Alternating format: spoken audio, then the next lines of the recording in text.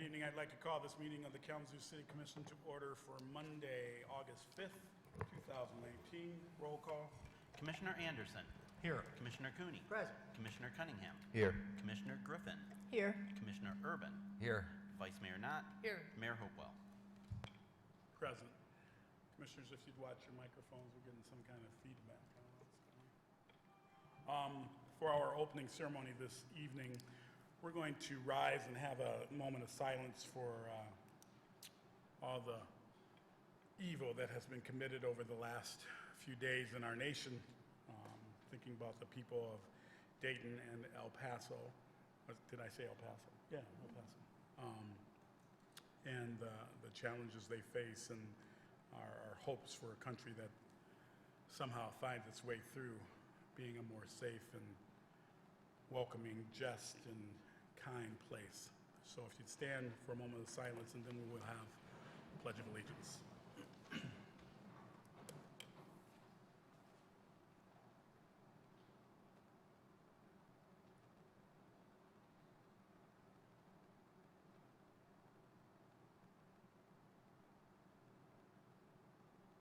Thank you. I pledge allegiance to the flag of the United States of America and to the republic for which it stands, one nation, under God, indivisible, with liberty and justice for all.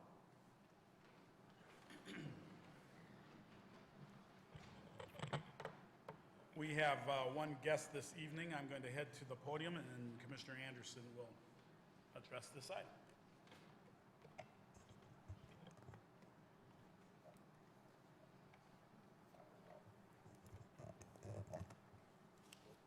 Tammy Ray, I know you're here. If you're willing to come forward, appreciate it, Mayor.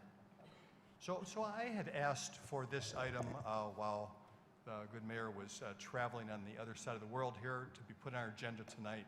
And I wanted it on our agenda just for two reasons. One is to lift up an organization that's been doing great work in this country for the long time. That's NAACP. And also recognize a person who has committed themselves to hard and rigorous work. Hard work is something that I have a great deal of respect for. I believe in it. I think it's good for the soul and good for the community. And so I wanted to recognize our local individual, Tammy Ray, here tonight with a letter. But I just want to take a minute first to talk a little bit about this. Tammy Ray went through the inaugural process here called Next Generation, or Next Gen. It's sponsored by the NAACP. And it was the first training, a year-long training, and I'd like to read a little description here just before I read the letter. And that is that Next Generation program has graduated its first class. Next Gen is a 12-month leadership development training program for NAACP members between the ages of 21 and 35. The 2018 Next Gen graduates hail from 29 different states and completed a rigorous training program that included workshops on budgeting, fundraising, technology, and leadership fundamentals. The goal for the Next Generation program is to train young adult members within the association to be effective leaders that are trained to do civil rights, social justice, advocacy, direct action, and program planning work so we can better the association and advance the agenda of the NAACP. So this inaugural class launched with 150 participants in January of 2018 and concluded in December of 2018 with a total of 68 leaders. So even though a large class began, not everybody finished.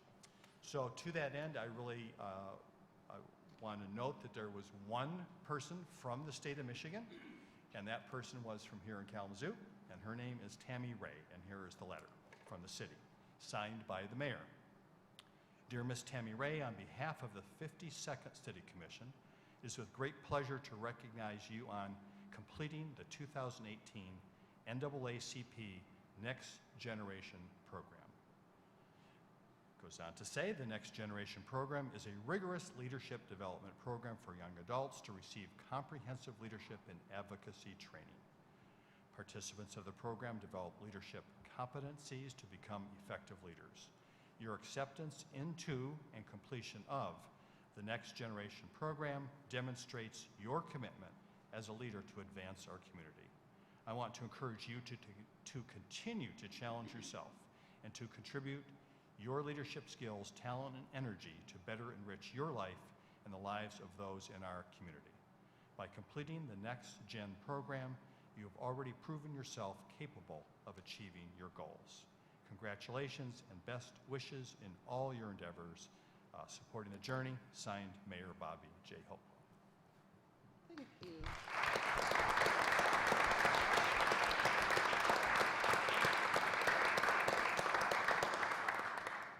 So I just want to say thank you for taking the time out to acknowledge this accomplishment. I truly appreciate it, greatly appreciate it. Thank you so much.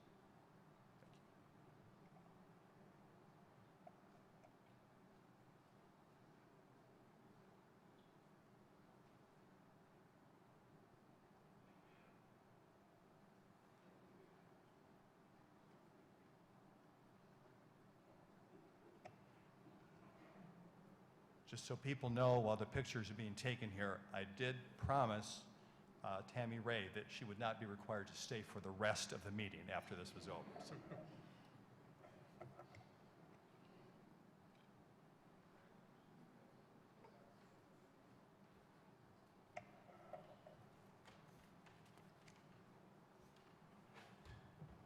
We're on item C, Commissioners, the adoption of the agenda. Are there any changes?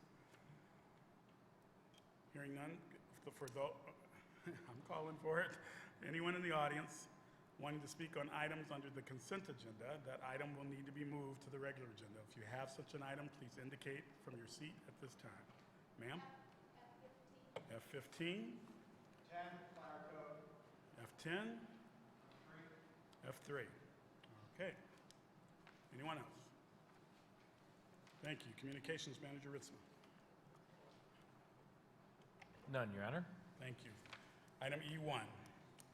I'll open a public hearing to receive comments on a resolution approving the project plan regarding the refinancing by Heritage Community of Kalamazoo of existing 2007 EDC bonds, that's Economic Development Corporation bonds. Mr. Clerk, if you'll make sure that doesn't happen again, please, thanks. An existing bond loan and the financing of other major improvements through the issuance of Series 2019 bonds and Series 2020 bonds. Anyone wanting to speak during this public hearing, please step to the podium. You'll have 4 minutes. Give us your name and whether you live within the city. Seeing no one, I will close the public hearing. Commissioners, the requested action is a motion to adopt the resolution. Is there a motion? So moved. Moved by Commissioner Anderson. Support. Supported by Commissioner Urban. Roll call, please. Commissioner Cooney. Yes. Commissioner Cunningham. Yes. Commissioner Griffin. Yes. Commissioner Urban. Yes. Vice Mayor Knott. Yes. Mayor Hopewell. Yes. Commissioner Anderson. Yes. Thank you, Commissioners. Motion carried. Mr. Manager, the consent agenda. We have the following items for approval this evening. First is approval of a one-year contract extension with the City of Kalamazoo retiree Bruce Merchant and Merchant Environmental and Regulatory Consulting Services, LLC, for environmental consulting services for the Allied site through December 31, 2019 at the rate of $70 per hour for a not to exceed total of $15,000. Next is the approval of an agreement between the Foundation for Excellence, FFE, and the Marion Capital LLC for investment consultant services relative to the FFE endowment in the amount of $180,000 annually, and agree to allocate FFE funds to this purpose. Next is the approval of a one-year contract extension with Olameter for water meter reading services in the amount of $253,636.78. Next is the approval of a change order with Hoffman Brothers for the Walnut Pitcher emergency water main construction in the amount of $318,481 and approval of an appropriation of funds from the water emergency reserves for the same amount. Next is the approval of a contract with Whiteman & Associates Incorporated for professional construction engineering services related to the Cork Street improvements, Portage Street to Sprinkle Road, in the amount of $506,570. Next is the approval of a professional service agreement with Jones and Henry Engineers Limited, who is a pre-qualified vendor for design consulting services for the creation of permit, bid, and construction documents for the tertiary process upgrade project in the amount of $900,000. Next is the approval of a contract with Peters Construction for the 2019 streets concrete project in the amount of $1,126,404.98. Next is the approval of a 3-year contract with Activate Healthcare LLC for the staffing and operation of a city employee healthcare clinic in the amount of $2,245,206.25. Next is the adoption of the resolution for the Michigan Department of Licensing and Regulatory Affairs, Liquor Control Commission, recommending the approval of the joint off-premises tasting room license for Grand Traverse Distillery LLC with the winery at Black Star Farms LLC at 224 East Michigan Avenue. Next, the approval of amendments to the fiscal year 2019 budget in the amount of $4,792,802. Next is the acceptance of a Michigan Department of Environment, Great Lakes Energy Drinking Water Contaminant Remediation Grant in the amount of $1,600,000. Approval of the grant agreement and approval of the budget amendment for the same amount. Next is the approval of a request from the County Growlers to publicly display fireworks at Lawrence Record Field on August 9, 2019, in lieu of a previously approved display that was canceled due to rain. Next is the approval of the mayor's appointments, boards, and commissions. The appointment of Jason Novotny to the Economic Development Corporation and Brownfield Redevelopment Authority Boards of Directors for a term expiring on March 31, 2025. The appointment of Jasper Padula to the Economic Development Corporation and Brownfield Redevelopment Boards of Directors for a term expiring on March 31, 2025. And the appointment of Corinne Ellis to the Planning Commission for a term expiring on March 31, 2021. And the appointment of Charday Chambers to the Planning Commission for a term expiring on March 31, 2022. Next, the approval of a public infrastructure easement at 901 Porter Street with Kalamazoo Loans and Fishes for the Porter Street Improvement Project. Next, the approval of a public infrastructure easement at 1310 Porter Street with New City Church for the Porter Street Improvement Project. Next is the approval of a public infrastructure easement at 1324 Porter Street with Kalamazoo Probation Enhancement Program for the Porter Street Improvement Project. And next is the approval of a quitclaim deed for the property at 1301 Portage Street with Kalamazoo County Land Bank for the Portage Street Improvement Project. Finally, approval of a quitclaim deed for the property at 1311 Portage Street with Kalamazoo County Land Bank for the Portage Street. Mr. Manager, I think you said 1311, you mean 1301?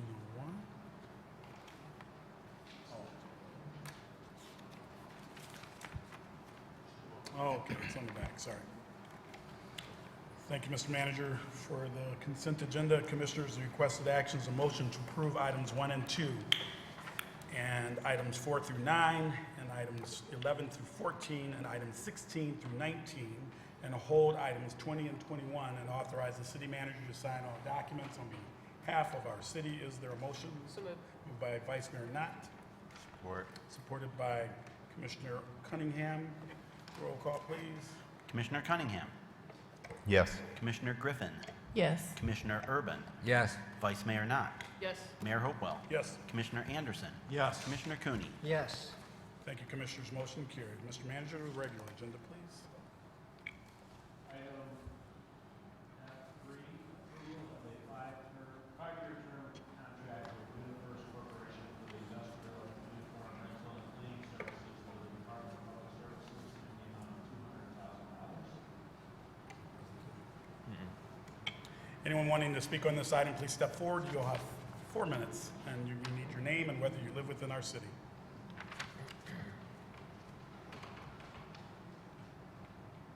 Good evening. Good evening. My name's Tim Belbo. I do not live within the city of Kalamazoo, but I'm employed by Continental Linen Service as Vice President of Customer Service, and Continental Linen Service is a corporation located inside the city of Kalamazoo. Thank you for the opportunity to address you this evening. For the discussion of the uniform contract and cleaning services, I think it's important that I introduce you to Continental Linen Service and give you just a brief history. CLS started in the city of Kalamazoo in 1899, and this year we're celebrating our 120th year of business here in the city of Kalamazoo. We're very proud of that. I could go on for a long time and all the things that has happened in 120 years of our business, but the 4 minutes doesn't allow us to do that. So I'll just go to a quick summary that I think is important for tonight's discussion. CLS pays $155,000 a year in property taxes. We pay an additional $133,000 a year for city services to the city of Kalamazoo. In the last 4 years, we've doubled our footprint here in the city of Kalamazoo with the purchase of 3,000 Covington Road. Currently, CLS is ongoing a $7 million renovation to our laundry facility. We're doing that here in the city of Kalamazoo, and we did not ask for any tax abatement or any relief when we started on that journey. Our ownership is committed to growing our business and growing our business here in the city of Kalamazoo. We continue to invest in and increase our employment here in the city of Kalamazoo. Currently, we employ 234 people, and we're hiring. For the past 10 years, the city has provided the services that's outlined in the contract for the uniform rental and cleaning. We were able to do this through going through the competitive bidding process of the city of Kalamazoo. Each of those agreements, including our last agreement, have been extended by the request of the city of Kalamazoo due to our relationship with and our services to the city. The vendor that you were asked to approve tonight does not have a location in the city of Kalamazoo. In fact, they bought a company who did have a location in the city of Kalamazoo, promptly closed it and moved the jobs to Grand Rapids. The vendor was chosen without local competitive bidding, and we are simply asking that local businesses be allowed to bid on that contract. We think it's a fair way to treat the local citizens of the city of Kalamazoo. Thank you. Anyone? Next, please. Good evening. Good evening, Commissioners, Mayor, City Manager. My name is Gene Cruz.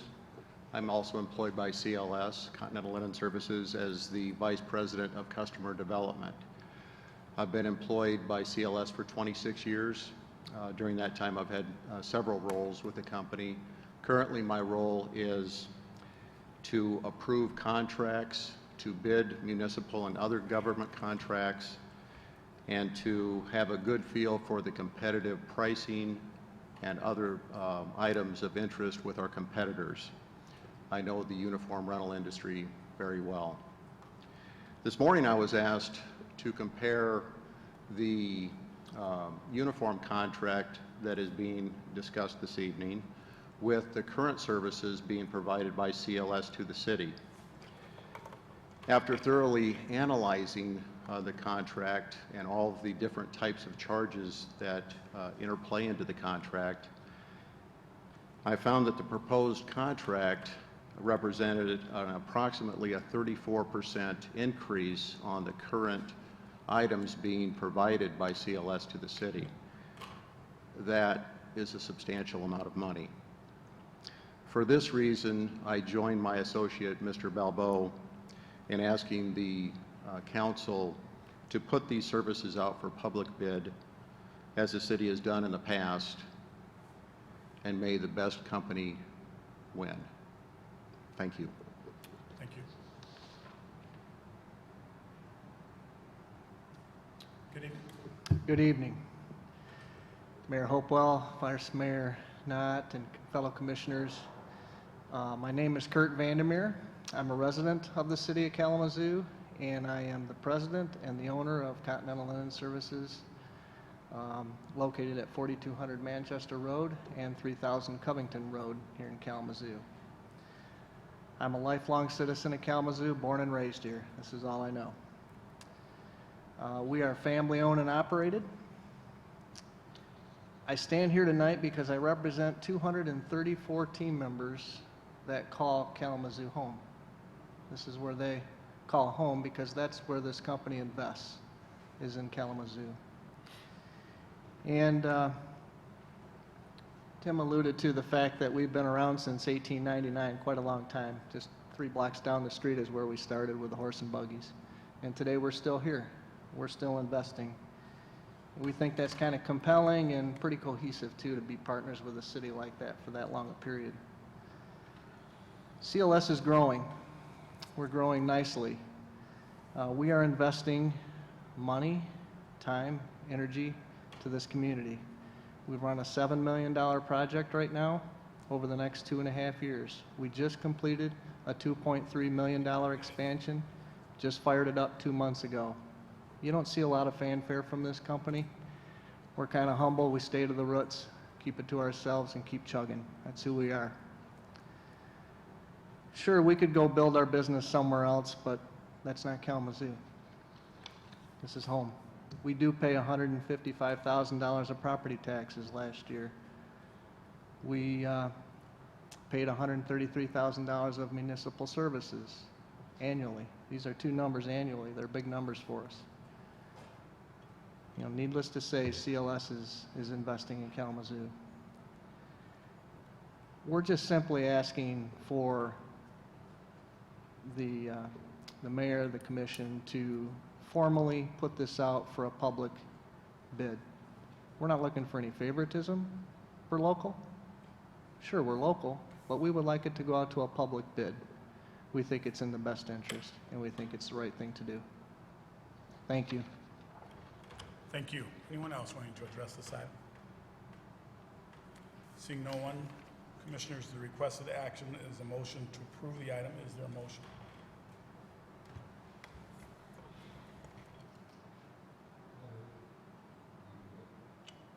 I move that we approve this motion. Motion by Commissioner Urban. Is there support?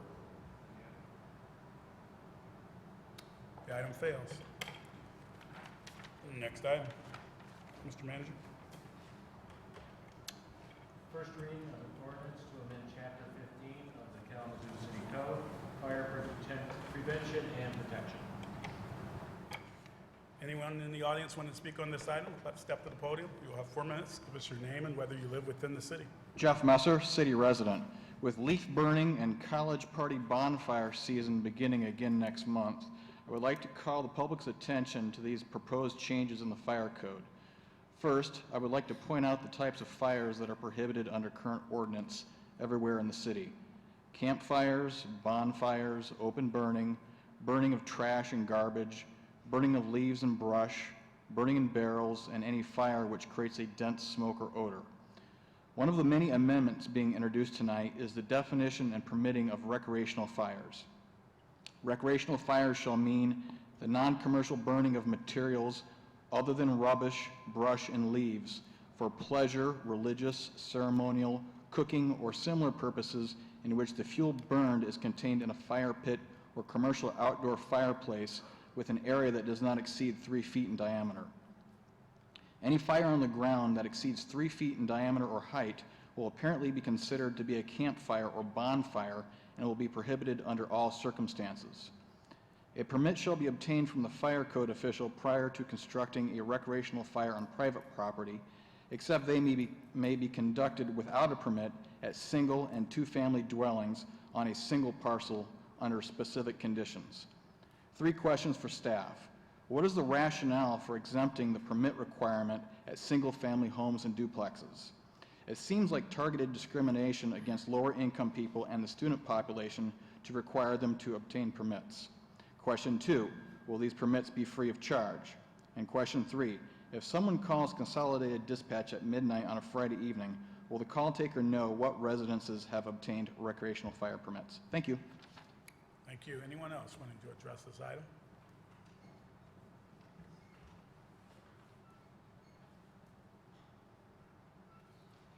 Good evening.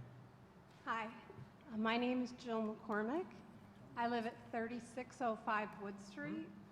For years, I've had problems with fires. A lot of my neighbors burn, and it's caused me asthma problems over the years, and it's really hard for me to breathe.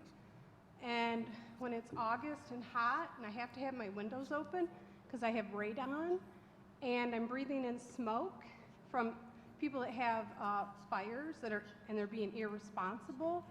I'm asking that we consider having no fires whatsoever in the city of Kalamazoo. Thank you. Thank you. Any other citizen wanting to address this item this evening? Seeing no one, Commissioners, the requested action is a motion to approve this item and authorize the city manager to sign all documents on behalf of the city. Is there a motion? So moved. Moved by Commissioner Anderson, Support. supported by Commissioner Urban. We are in discussion. Commissioner Anderson. We did receive a communication from a former city commissioner on this topic. It's interesting, just the small amount of comments that we had. We have one comment that indicates maybe we should be a little looser on the fire and not requiring the permit. One comment saying we shouldn't have fires at all, so there's obviously diversity of opinion. Our Commissioner, Matt Mazarik, suggested that there were some distance limits in this proposed ordinance that in essence would preclude many people, including himself, from having a backyard campfire. I think it was 25 feet from maybe lot lines and that sort of thing. So I'm sympathetic to all those various desires. And Mr. Mazarik talked about, family and friends getting together and having small, gatherings around a campfire in an appropriate pit in the backyard. I mean, that really doesn't sound like a horrible thing on the face of it. So I'm just kind of wondering, where this particular language came from, exactly how we determine the distances. I'm sure this came through our fire marshal's office, but I want to make sure that we're kind of finding a good place in the middle of this. Well, let's get you that answer. Fire Marshal Jim Williams is here. Marshal Williams, you want to address this for us? And good evening to you. Good evening. Go back in a little history. When I became fire marshal, the burning in its single-family homes was allowed. It's an ordinance that right now we are rewriting. One of the things with the condition of the 25 feet is to make sure we don't have any accidental fires away from the property line, buildings or decks, and also the 3-inch in diameter of wood would allow the fire to go out and not smolder overnight. People go to bed, go to sleep. We don't want it to become a nuisance to other neighbors, and that was one of the ways I thought we could be able to reduce that. So many people like the freedom of having a fire. We're trying to allow that freedom to be there and trying to do it safely. I heard a comment earlier regarding right now there is no permit for recreational fire at a home, 1- and 2-family home. However, at commercial properties, we do multifamily, commercial restaurants. We want to be able to look at the site. The risk is a little bit higher. One occupant of a multifamily home that does something unsafe puts everybody else at risk. So through our office, we work with people, examine it. Sometimes in commercial properties, we steer them towards natural gas burners. We don't have to worry about the embers and ash and the disposal of it or the combustible hazard of storing wood on site. And if they chose to do the wood option, we try to work out storage options for them and how to maintain it stored in a safe manner. Other questions for the fire marshal while he's here? Commissioner Anderson? Hi. In terms of distance from, adjacent, whether property lines or property itself, are these standards that came from the National Fire Protection Association, the NFPA, Or did we kind of land on these ourselves? For example, this 25-foot distance, we have a lot of 50-foot wide lots in the city of Kalamazoo. That would seem to preclude any fire pit activity at all. So how do we land on that number? Well, through experience, I found that 25 feet is safe. Some lots and locations really aren't made for a fire. So having that distance of 25 feet and away from people's property line reduce the risk of somebody else's fence or property catching on fire or embers going into their yard and creating more of a nuisance, and attempt to reduce the complaints that we would be getting of particulate landing in other people's locations.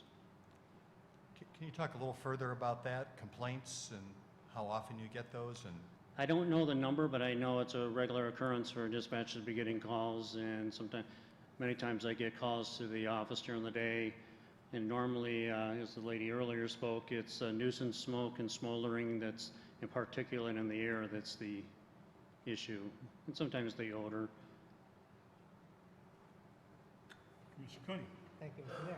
So, we're not making a final decision on this tonight, are we? It says first reading. First reading. So, this will come back to us. We can take into consideration the suggestions that have been made tonight and more carefully study the document and then make a decision on the next time, right? Correct.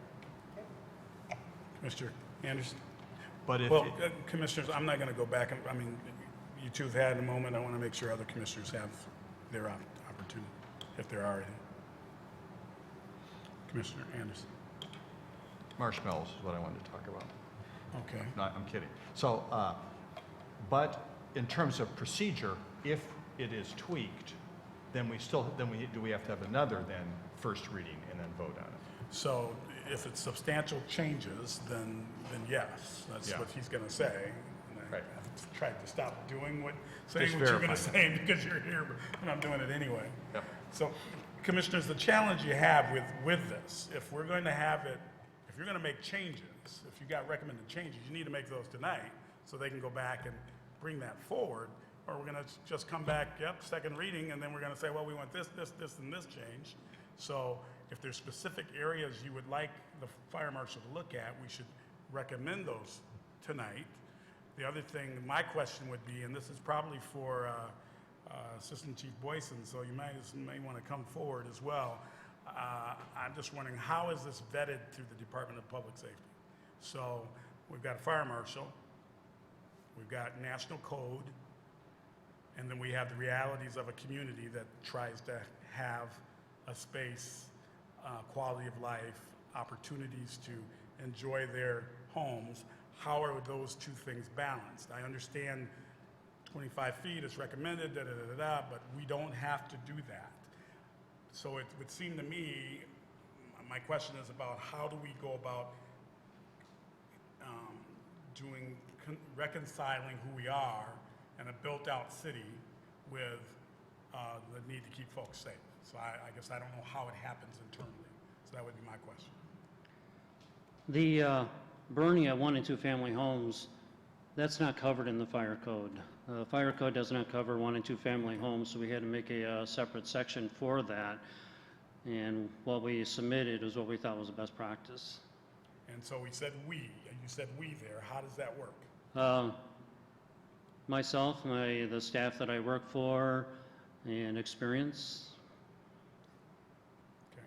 Assistant Chief, see, so my question goes to this. It's sort of like the community policing, having the widest breadth of understanding that, yeah, we know the law, we want this, but we want to police in a certain way.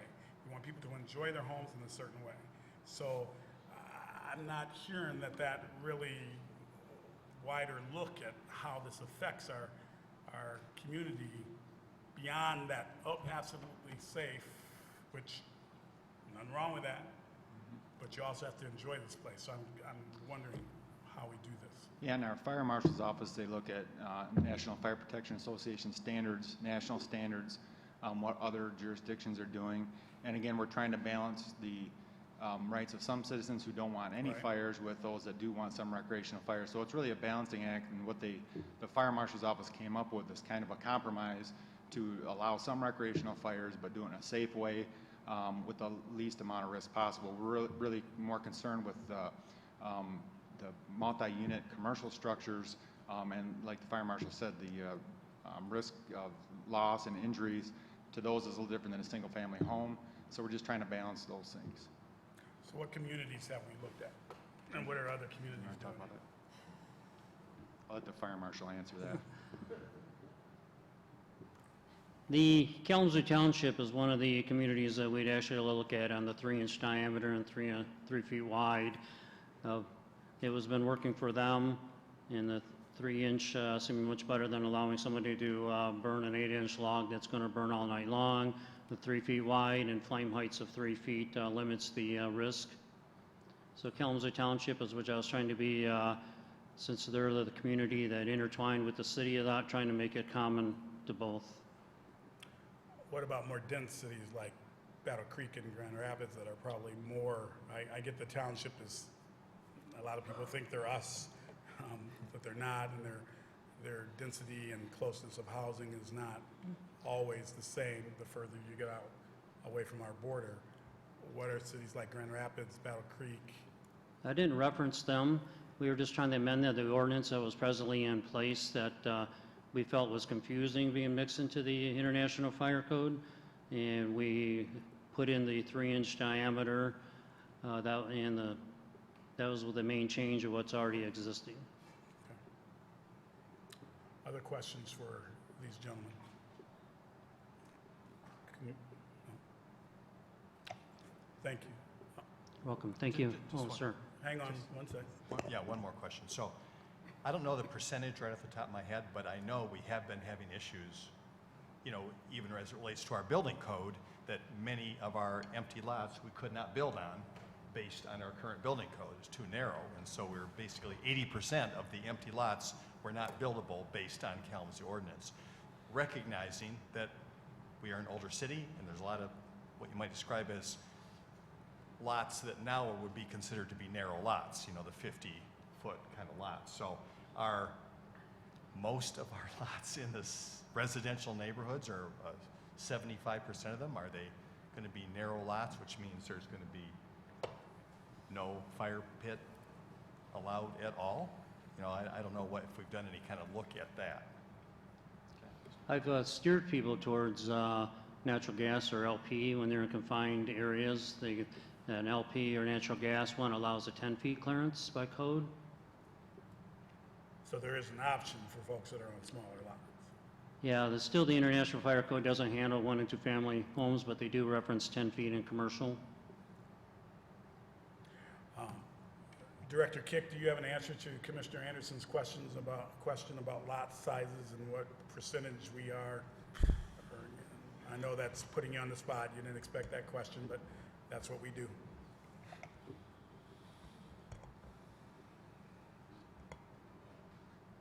And since you're the guru of all zoning, Oh, my goodness. I love that new title.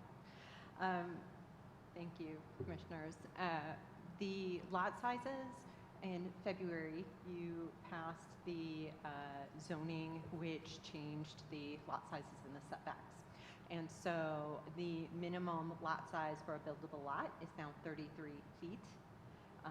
So I would still defer to public safety for their requirements. It's because the zoning code sets the zoning and the uses up. And so even with building code, we still need a 5-foot separation between our buildings because that's what building code and fire code tells us to do. So even though they're both called codes, they both prescribed different pathways. And so while the zoning will allow us to put a home on that lot, it doesn't mean that we get to change the building code at the same time. Right. If I could just say one more comment. And the way I understand the statute or the ordinance is that it's 25 feet from a structure or building, not necessarily the property line. So if you're toward the back of your property and you're not within 25 feet of another building, that would still be acceptable under the ordinance.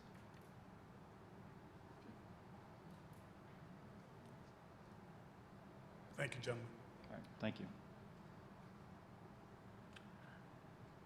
So commissioners, well, I don't need to speak. Any other discussion? All right, the requested action again is to offer this for first reading. And we have a motion. And so, no further questions. Roll call, please. Commissioner Urban. Yes. Vice Mayor Knott. Yes. Mayor Hopewell. Yes.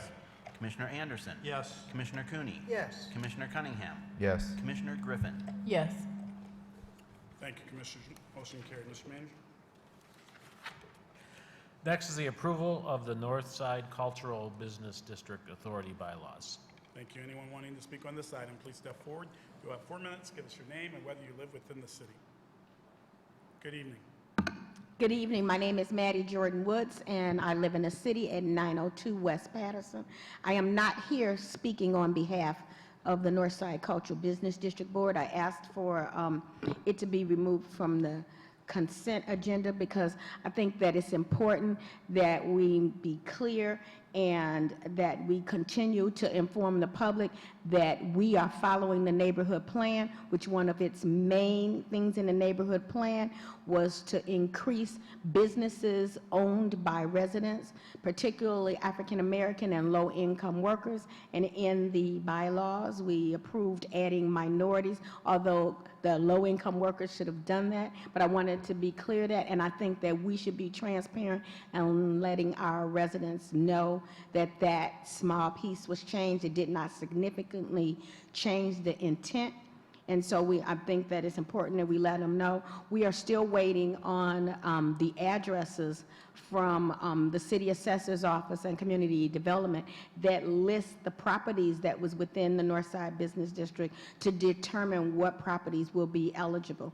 And because we know that we may well have to go and seek funding from other sources to ensure that traditional areas that was within that district that held black businesses, that they get the relief that the authority initially was targeting to do. That if the authority, the way the state mandate is, that if it states that it cannot, that we look at a way to do that. That if we're looking from an equity lens, and just listening here with the owner from the Continental Services to talk about just how impactful that was on saying that I live in the city and that we're employing in the city, and that's what the main reason of the Northside Cultural Business is trying to do, is to move forward low-income persons in our community to be able to own businesses, to hire, and to increase their wealth in a very, very deliberate way. So want to thank for everything that's going on, but I think it's important that we let that know, and that we will continue to work on to ensure that that #1 priority is taken care of, whether it is in the Northside Cultural Business District guidelines, or whether we have to come forth and talk to other foundations and say, hey, the intent was to do this, and because of these addresses. So we're hoping that we will get that information from city staff and to be able to report and in the future so that you guys know it. And we will probably have a community meeting to really, after everything has been approved by this commission, so that the people in our community will be able to say, okay, this is what we said in the neighborhood plan. This is how you're moving forward in making that neighborhood plan happen. Thank you very much. Thank you. Anyone else? Seeing no one, Commissioners, the requested action is a motion to approve this item. Is there a motion? So move. Moved by Commissioner Urban, supported by Commissioner Cunningham. Discussion. Roll call, please. Vice Mayor Knott. Yes. Mayor Hopewell. Yes. Commissioner Anderson. Yes. Commissioner Cooney. Yes. Commissioner Cunningham. Yes. Commissioner Griffin. Yes. Commissioner Urban. Yes. Thank you, Commissioners. Motion carried. Mr. Manager, you have a report this evening? Nothing, Your Honor. Mr. Attorney, you have a report? No, Your Honor. Mr. Clerk? No, sir. Thank you. We are now at citizens' comments on any item this evening. Please step forward. You'll have 4 minutes. Give us your name and whether you live within our city. Good evening. I'm Nehemiah Scudder, and I live within the city. And I don't know if it was just oversight or some new plan in effect, but the sign-in sheet for people speeding has not been put out tonight. That means we have no record, lasting record of who spoke tonight. And I think it was probably just an oversight. Is that true? All right. So could we have it put out now and in future meetings, please? Thank you. Thank you. Anyone else wanting to address the commission this evening? Good evening. Good evening. I'm Jody Dozeman. I live in the city of Kalamazoo. I'm homeless. I'm homeless because of this incident I have that I keep bringing up here. I'm not sure what the resolution is. I'm not sure how to get to where I'm directed to go. I'm not sure what direction I'm actually going in and how helpful it is. But when I get stuck in certain spots and then I see these ladies getting away with what they did, I find the living environment pretty difficult and hard to understand. I'm trying to write up papers. I'm trying to become homed. I have things in the way. I have directions I'm trying to take along the way. I have issues and things I have to meet.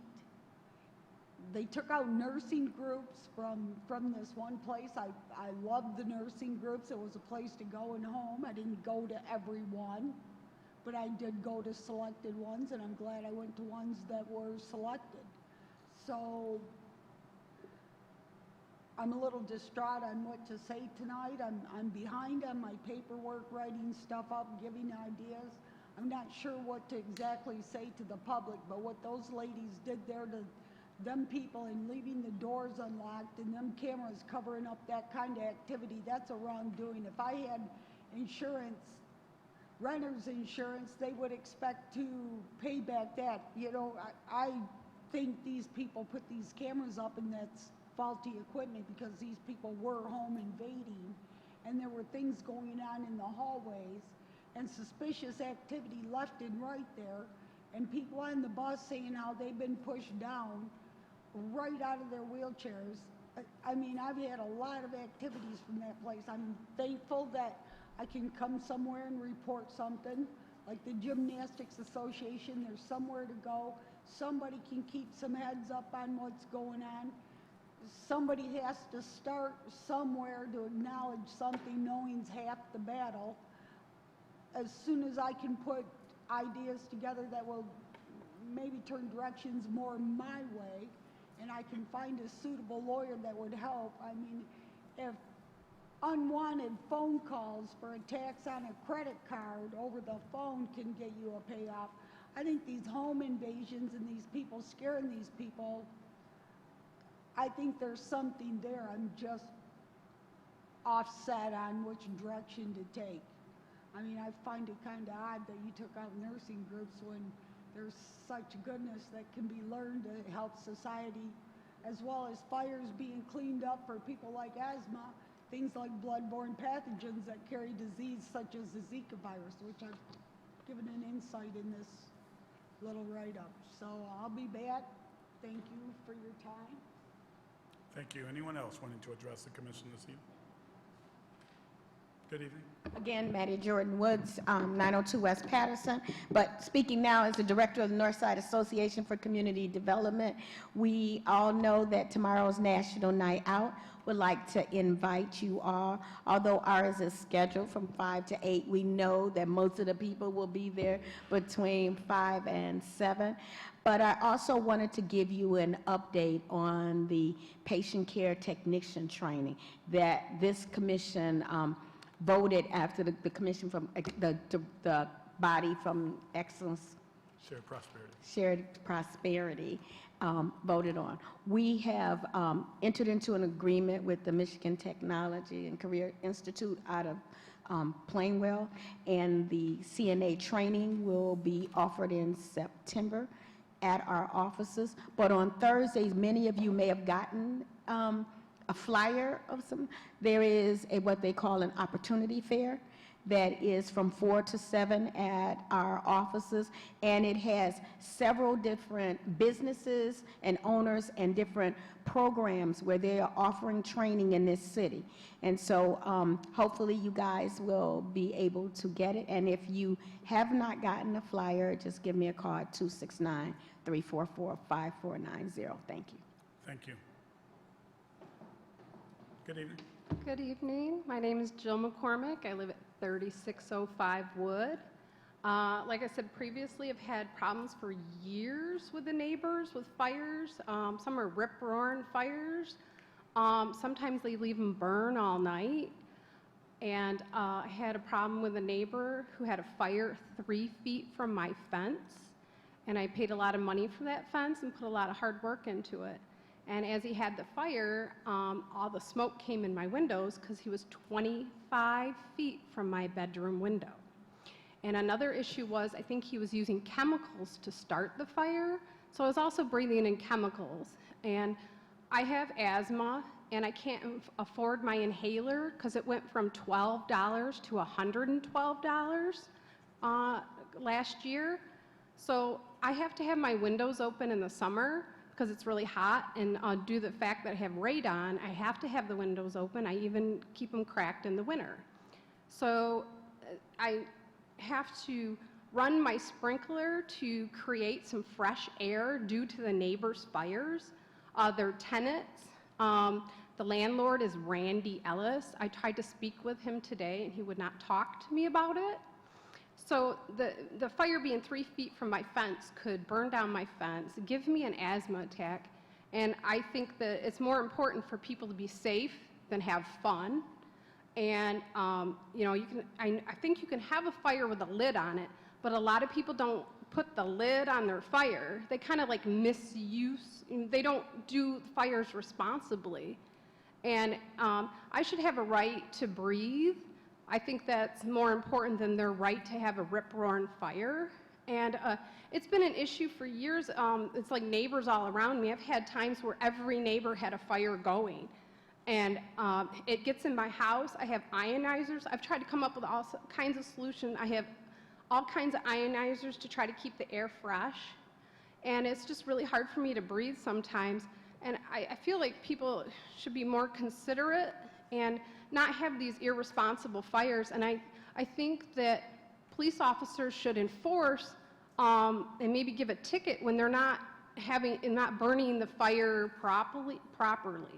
And it's really irresponsible and not thinking about others. And also real quick, a little concerned about the area on Drake Road. It's by the Western Michigan Preserve.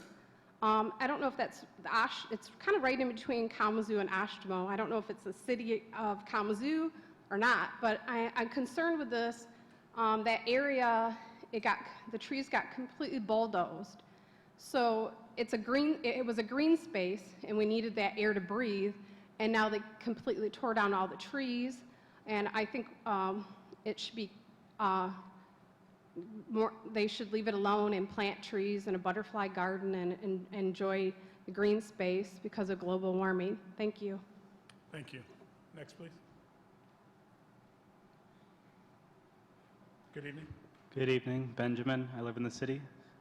Good evening, Honorable Mayor, Honorable Vice Mayor, Honorable City Commissioners, Honorable City Manager, Honorable City Attorney, and Honorable City Clerk. I just want to say thank you so much for coming here tonight and deliberating over some of these questions that the city has brought to you. It was very educational to hear you guys talk about some of the things you were talking about tonight and bringing up the experts.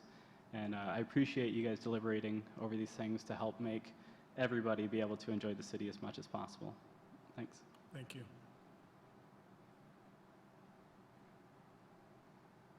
Good evening. Jeff Messer, city resident. In response to the previous speaker who was asking about Western Michigan University's development of the property on the west side of Drake Road, that is in Ashtimo Township outside the jurisdiction of the city of Kalamazoo. Drake Road is, for the most part, the western boundary of the city of Kalamazoo. So except for like Checkers Hamburgers, the Dale and Bud Walters, Auto Sales, a tiny little corner of the BTR Park 1, and then like Beach Avenue off of North Drake, where there's a memorial park. Those properties are within the city, but everything else is not in the city. And even if that Western Michigan property was in the city still has no control over it in any way, shape, or form. Western Michigan University regularly asserts its authority to completely ignore city ordinances, city zoning ordinance, the Natural Features Protection Overlay District. You might remember, Jack and I were at the Planning Commission meeting. I tried to make this point. People were saying we need more protection for the preserves. They were talking about the Kleinstuck Preserve. They were talking about the Silent Lake Preserve. Those are Western Michigan University property. There's no ordinance that general ordinance, zoning ordinance that the city of Kalamazoo can pass that Western Michigan University is compelled to comply with. For example, just one obvious example, the internally illuminated Miller Auditorium billboard on Howard Street. It's got full motion video. That's not permitted by city zoning ordinance. When the LED billboard went up at the Parkview campus, that was in violation of the city's moratorium on, there's a limit of 99 billboards in the city, and yeah, so I appreciate the concerns about the BTR park, but there's nothing at all with it, whether it's inside the city or outside the city, that the city can do about anything Western Michigan University does other than maybe cut off their water. Thank you. Anyone else wanting to address the city, the commission this evening? Seeing no one, we are at Commissioner's comments. Commissioner Griffin. I just want to encourage everyone, even though Miss Manny Jordan did, tomorrow is National Night Out, so I just want to encourage everyone to go out into their communities and into other communities as well and participate in that. Thank you, Commissioner. Commissioner Anderson. I just want to mention quickly, Kalamazoo Public Schools remind people that although many schools are waiting for September before the schools open, that there are 2 schools in Kalamazoo Public Schools that have opened already, Woodward School and Washington Writers Academy. I had the pleasure of getting to be at the first day there for eager young students to come back in what seemed like the middle of summer. And it is the case that they are feeling there's going to be some benefit from having trying out this kind of year-round program. And I want to give KPS a lot of props for, attempting to find out what we can do to best serve young people in our community to make sure they're successful in school and in life. So teachers had to come back, obviously. The principal was there as well, and a lot of fantastic community greeters. So I wish all the students there best of luck. As everyone else around town is still feeling like they're on the summer vacation, they're getting serious and doing the work, and I appreciate the partnership that Kalamazoo Public Schools brings to us here in the city of Kalamazoo. Mr. Cooney. Thank you, Mr. Mayor. Our hearts go out to the people in Dayton and in El Paso for the terrible events that happened. And those communities are far away from us, but it's our problem too. This is a national problem. I know Officer Boyson is here, and he has done a tremendous amount of work in violence prevention in the city. It seems to me like we have to treat violence like a public health problem. In a public health problem, there's 3 levels. The first is general prevention. And one idea for general prevention is to keep the guns out of the hands of the people that aren't responsible. We need reasonable gun laws. We need to outlaw AK-47s. Also, we need to do something about white nationalism, which is at the root of so much of the violence that's going on. So there's a lot of things we can do in prevention.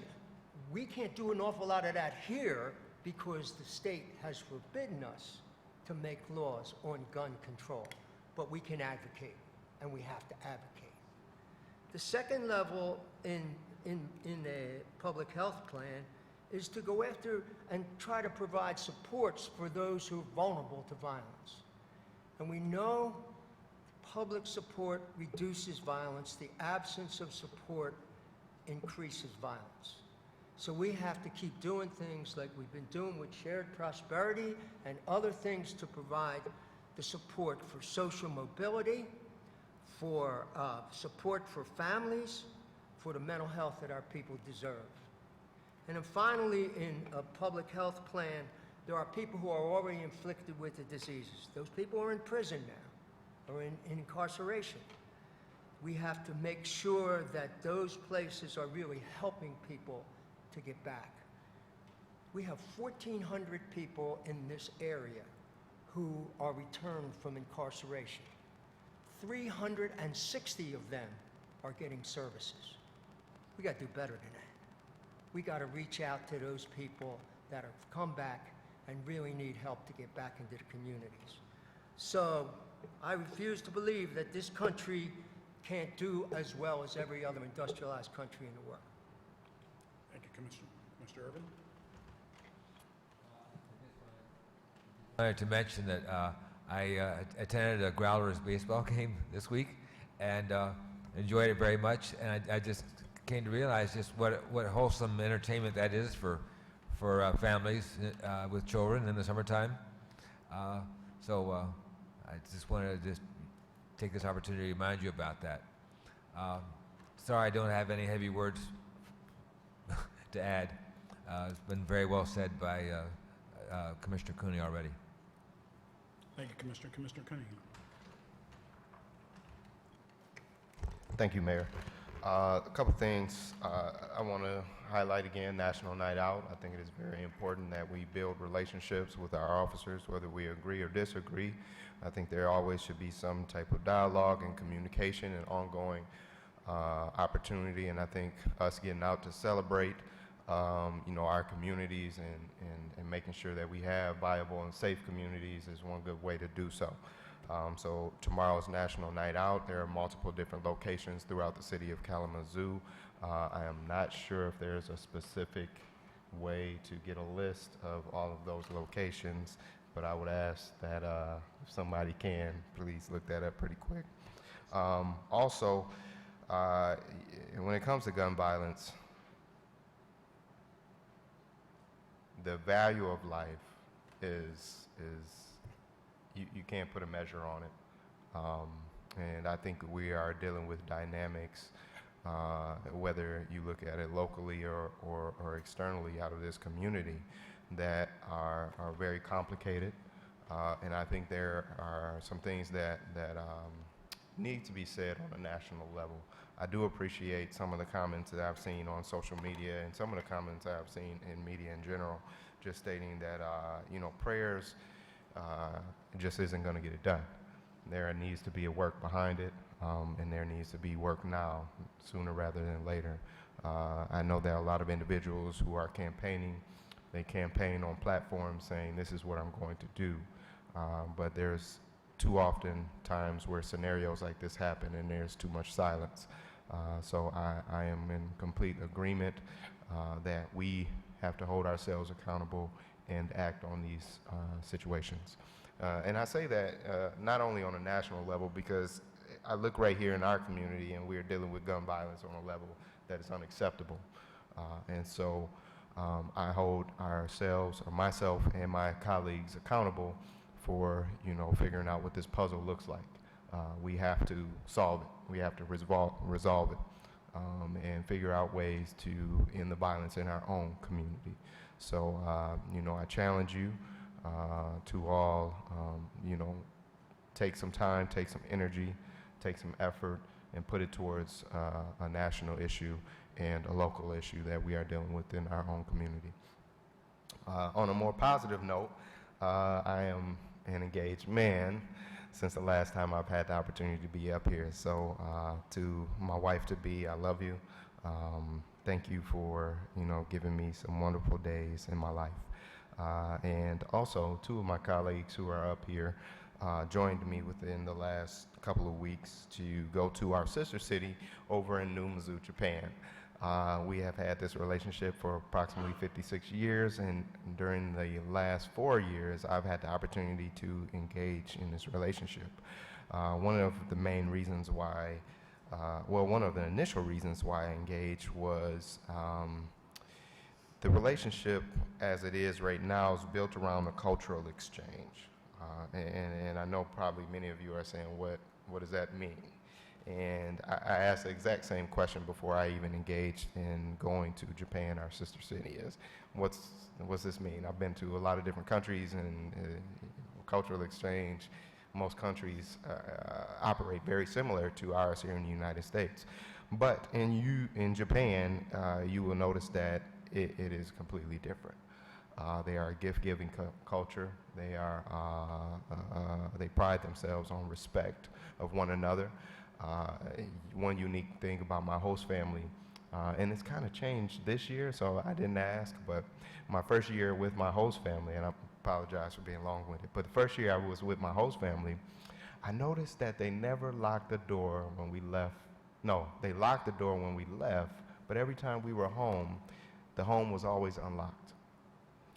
And I couldn't understand the concept of it, but comes to find out that if someone was to come to their home, if the door was unlocked, that meant somebody was home, and so you could proceed to knock or enter or whatever. But if the door was locked, that just meant simply nobody was home. And there was no fear, there was no, the concept of somebody coming into your home and taking things and things of that nature wasn't as prevalent. Now, mind you, we live in more of it's a city that's bigger than ours, but it's more of a rural area in comparison to Tokyo. So there is some dynamics there. But, I believe it opened my eyes to the opportunity that these things are possible. We can get to a place where we respect one another, we respect what we've earned, we respect our property, we respect each other's cultures and differences and things of that nature. And I think that is very important to highlight. And yeah, it cracked me up. Every time and even when they locked the door, they would set the key next to the door and we would leave. And I was just like, well, maybe somebody's coming to unlock the door right after we get there, we leave or something. So just wanted to highlight the importance of this relationship in that the cultural exchange is very important. But to add on to that, one of the things that I've recognized as I like to be pro-business, I like to find ways to build up our community from a standpoint of economic development. One of the things that I've been really rigorous about doing is building relationships so that we can find ways to have more of a global economy, global approach, or, what are some of those, what I like to call low-touch, high-impact opportunities. So it doesn't necessarily have to be a multi-million, billion-dollar opportunity, but maybe there are some investors or some individuals in this community who would like to go out and expand maybe their market, expand maybe some relationships in other countries, things of that nature. And one of the things I want to commend my two colleagues, Bobby Hopewell, Honorable Mayor Bobby Hopewell, and our city manager, Jim Ritzma, is that they joined us on this trip. One, our mayor does not like to go on long flights, so for him to step out of his comfort zone, I appreciate that sacrifice. Two, I think that every step as a community that we take has to be calculated and intentional. And I say that because, we could try a lot of things and it'd be a waste of energy. So you have to be calculated with the things that you try. And so to have our city manager join us, in representation to honor, this relationship, and then also to look for opportunities. One of the things I've always highlighted our city manager on is, the city commission, does a lot of guidance, but it's really the leadership of our staff who take up the opportunities or take up the opportunity to explore. And when you explore, you find out things. Well, whether it becomes positive or negative, that's not here nor there. But I really want to take the time to say thank you, City Manager Ritzma, for a lot of the work that you do. It goes unheralded in a lot of different places and spaces, but I really appreciate that initiative, and I say that from a standpoint of even the ability to explore something is the foundation for excellence. Something that if it's been done, it hasn't been done often. And so, you know, we don't know what will come of these opportunities, but I really appreciate you being willing to step out of your comfort zone, and I'm willing to fight with you in the trenches. So thank you. Thank you, Commissioner. Vice Mayor? I have a number of things. I'm going to try to run through them quickly.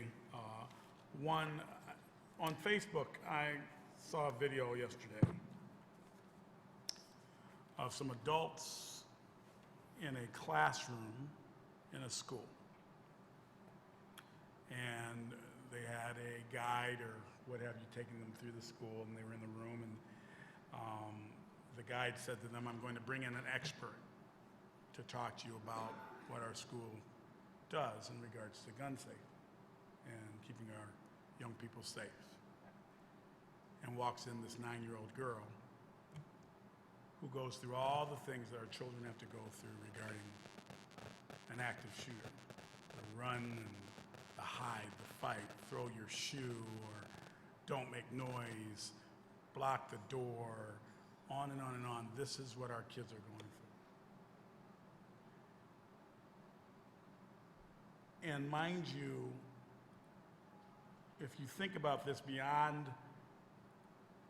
these significant national incidents, the same day that El Paso and Dayton had 20, now 22 people are dead in Dayton, or excuse me, El Paso, and 10 in Dayton, 33 people died in Chicago.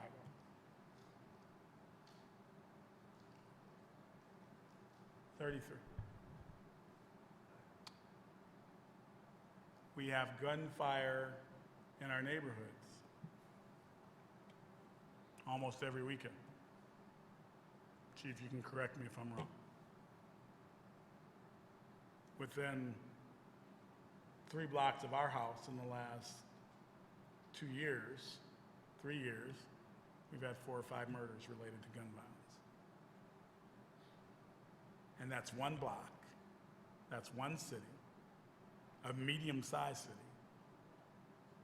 And you think about the 3rd largest city in our country, Chicago, the 1st largest city, New York, LA, San Francisco, San Diego, Little Rock, Lincoln, Nebraska, Cheyenne, Wyoming, Orlando, Florida. And so it just is so amazing that we think we don't have a problem. It just amazes me. Children telling adults what they have to do to be safe in their classrooms. We're talking about throwing shoes and things. And then we have folks talking, well, you know, it's television and it's other stuff. And I'm thinking, wow, televisions don't work in other countries that don't have this challenge. Oh, really? So they don't have video games in Norway and Sweden and Switzerland and other places. Nah, I'm sure they don't. Probably don't have them in Japan where, oh, wait a minute, we were just gifted a whole bunch of video games for our library, so maybe they do have them there. How do we not think we have a problem in this country? We have a problem with racism. We have a problem with evil. We have a problem with mental health. We have a gun problem as well. And believe me, I'm a believer. If you want a gun, you should have a gun if you meet certain requirements, just like if you want a car.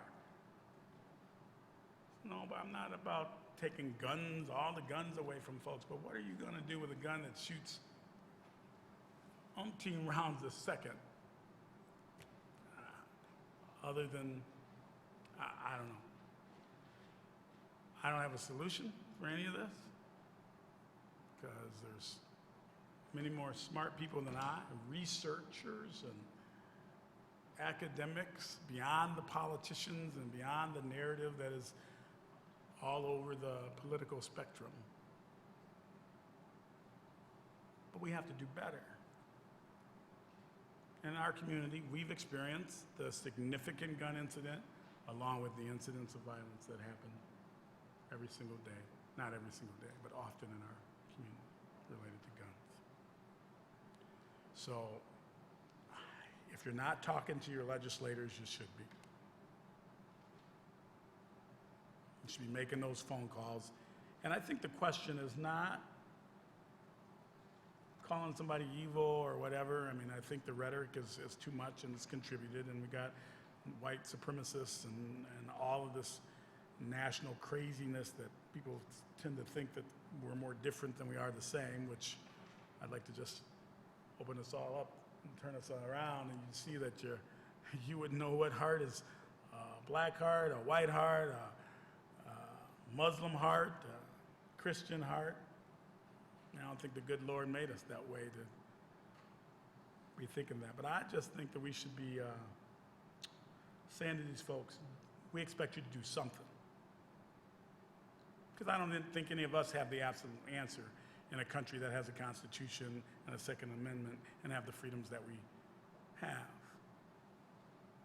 But I think we should expect them to do something. I think you should also call folks that aren't your legislators, because Congress represents all of us, no matter what district that they're in. The state legislature represents all of us, no matter what district they're from.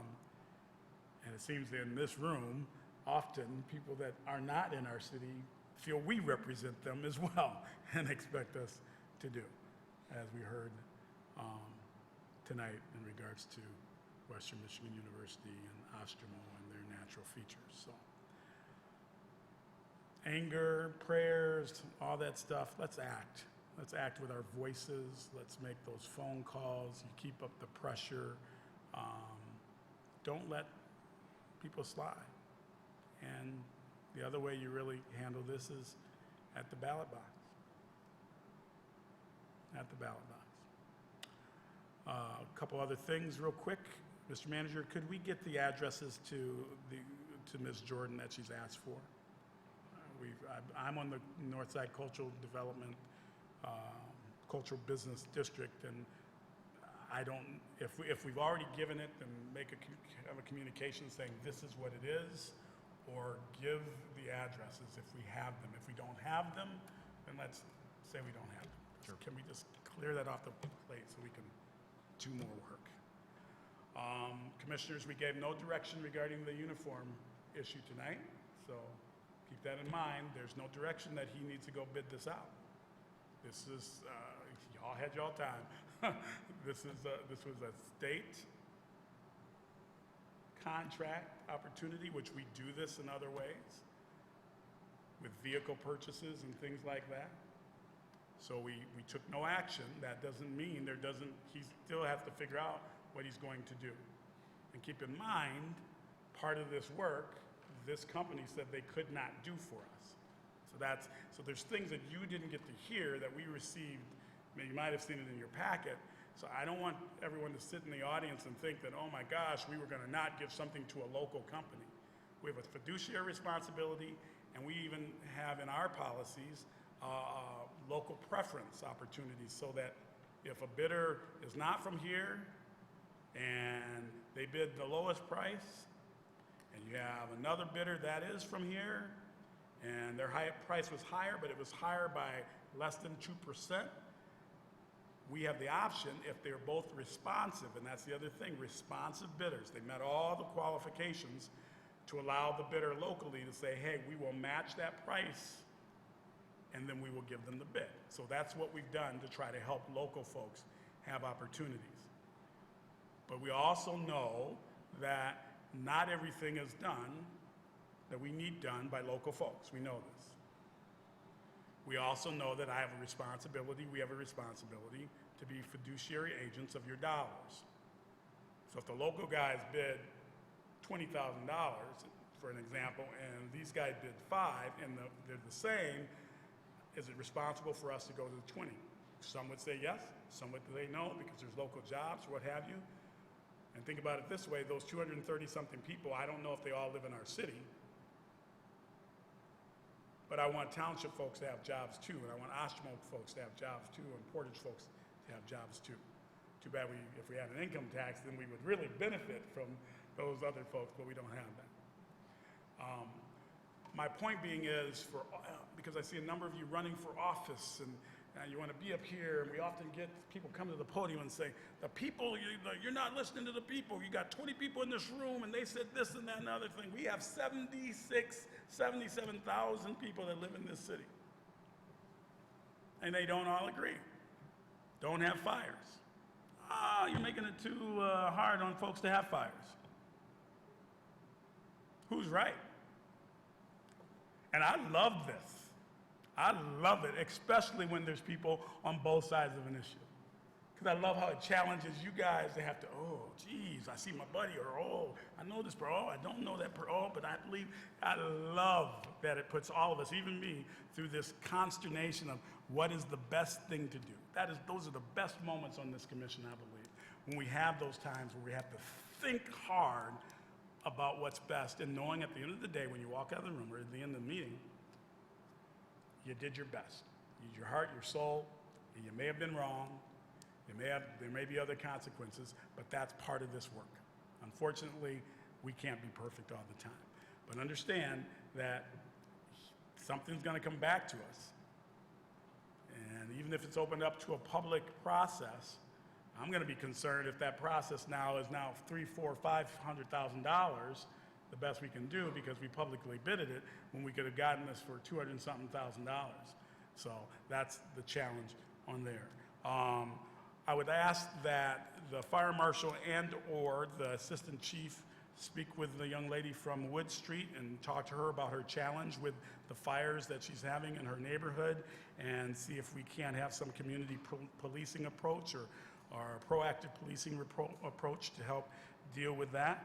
I want to remind everyone that there is a FEMA meeting, that's the Federal Emergency Management Agency, that will be talking about flood mitigation and remediation.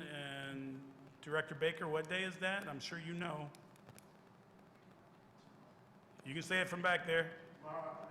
Tomorrow afternoon at 2:30 to 4:30 where? So at Kalamazoo Valley Community College downtown, the Anna Whitten Hall. So if you want to be able to learn a little bit more about flood happenings in our city and all of that, and I don't know all of what's going to take place, you may want to be there.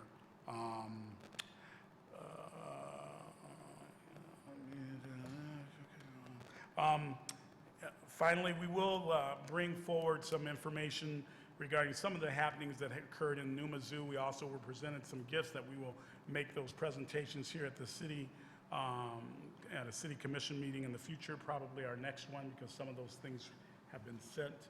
And we want to have a little report back to you about this experience, this cultural immersion, and our young people that were able to participate in this. So Commissioner Cunningham, I may call on you to help make that presentation happen in a more detailed way. We also did attempt to meet with some companies there just to try to have some dialogue about trade. I know I'm not the governor or the president, but I think there's some things that we need to think about differently regarding our opportunities to exchange business-wise, and they felt that way too. Their mayor and I had a great conversation about that, so we want to make sure we find a way to highlight that. I want to give a thank you to Commissioner Anderson. Commissioner Anderson represented me at the U.S. Conference of Mayors' first youth summit in Los Angeles.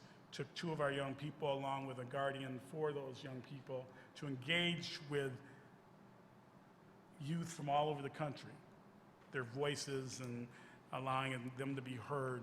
And this is the first time it has occurred. I was in Japan. I couldn't be there. My first thought was to have Commissioner Cunningham, and it's so funny, I was driving, I'll just have Commissioner Cunningham go. He'll go. He works for Big Brothers Big Sisters. He'll go. And then I remembered, wait a minute, he's going to be with me in Japan. So I reached out to Commissioner Anderson, and he took these young people. And we may want to report back from those young people, maybe at maybe one of our neighborhood meetings, Mr. Clerk, that maybe we can find some time to have something there, or at a commission meeting, to really talk about what issues they brought forward, what they saw was going on in other communities, and how they feel youth voice can be strengthened in our community. Great opportunity, and I appreciate the U.S. Conference of Mayors, and they sent the kids for free. The conference, working with a donor, I think it was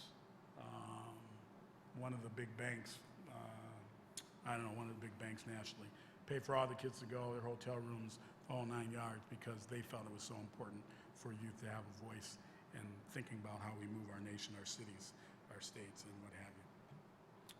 Congratulations to my good friend, who is now a fiance. Thank you for allowing me to witness that moment on top of that mountain. I am excited for you and your wife to be. And you know I do weddings, right? Only till November, so, yeah. I want to congratulate all those that made it onto the ballot. Good luck, have fun. The ride has started. Silly season has started. Welcome to silly season. There are 2 of us up here that have opted not to be on that ballot for the first time in 22 years and first time in 16 years. Our names will not appear on that ballot, and it's an interesting feeling when you think about it for both of us. But we're so happy for our city that we have great people that have stepped up to want to serve this amazing city. We are, and I've said it over and over, a perfectly imperfect place. Often individuals enter this room and expect perfection, and that does not occur here. Not here, not amongst these 7 people, our staff, or anyone that walks into this room.